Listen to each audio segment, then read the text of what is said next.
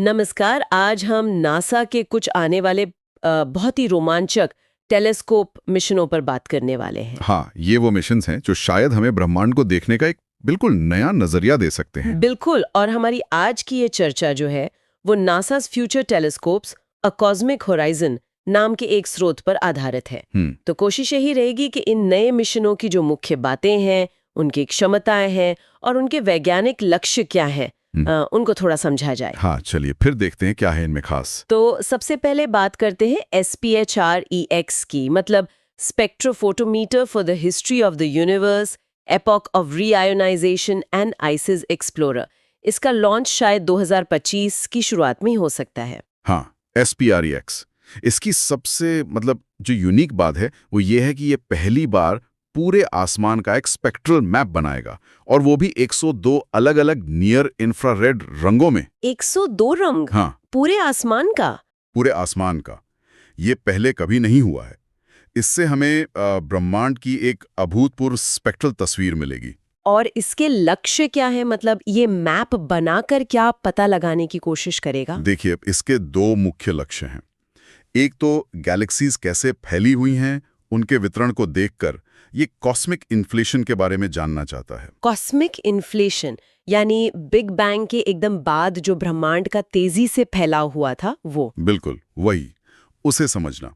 और दूसरा लक्ष्य है हमारी अपनी गैलेक्सी मिल्की वे में जहां नए तारे जन्म ले रहे हैं, उन जगहों पर पानी और जो ऑर्गेनिक आइस होती है, मतलब कार्बनिक बर्फ, जीवन के लिए जरूरी अणु, उनकी खोज करना। अच्छा, तो जीवन के जो बिल्डिंग ब्लॉक्स हैं उनकी तलाश? हाँ, कि वो कहाँ हैं, कितने हैं, ये सब। ठीक है।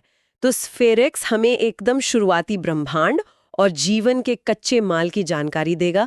इसके बाद है Nancy grace Roman space telescope, जिसे रोमन कह रहे हैं।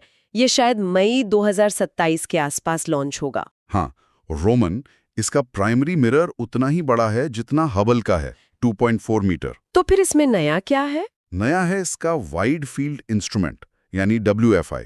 सोचिए, हबल जैसी शार्प इमेज क्वालिटी, लेकिन एक बार में हबल से 100 गुना ज्यादा बड़े हिस्से की तस्वीर। 100 गुना?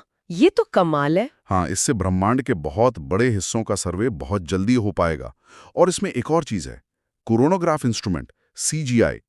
ये तारों की सीधी रोशनी को ब्लॉक करके उसके पास जो धुंधले ग्रह हैं, एक्सोप्लैनेट, उनकी सीधी इमेज लेने की कोशिश करेगा और उनके वातावरण को स्टडी करेगा। अच्छा, मतलब एक्सोप्लैनेट की सीधी तस्वीर। तो ये डार्क एनर्जी और डार्क मैटर वाले रहस्यों पर भी रोशनी डालेगा। बिल्कुल, क्योंकि ये इतने बड़े पैमाने पर आकाशगंगाओं और सुपरनोवा का सर्वे करेगा, तो उनके वितरण और गति से डार्क एनर्जी और डार्क मैटर के असर को बहुत सटीक तरीके से मापा जा सकेगा।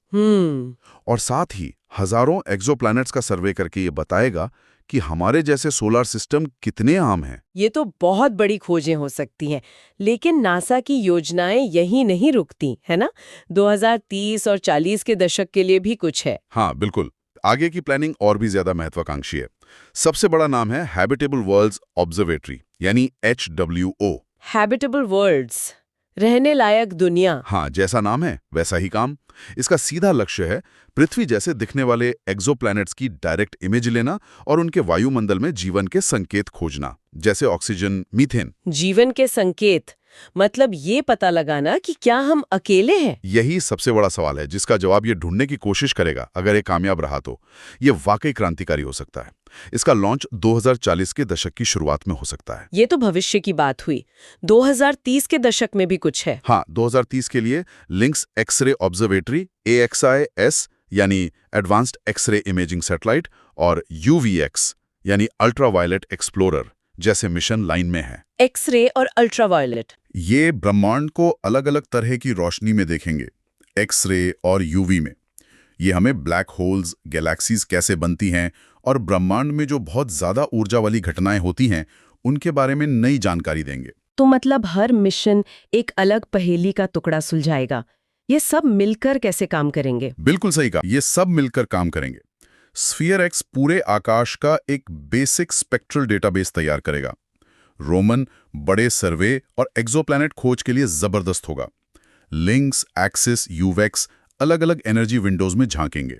और HWO और HWO जीवन की तलाश में सबसे सीधा कदम उठाएगा। ये सब मिलकर हमें ब्रह्मांड की एक कहीं ज्यादा पूरी, एक मुकम्मल तस्वीर देंगे। तो कुल मिलाकर आने वाले दशकों में हम खगोल विज्ञान में एक तरह की क्रांति देख सकते हैं।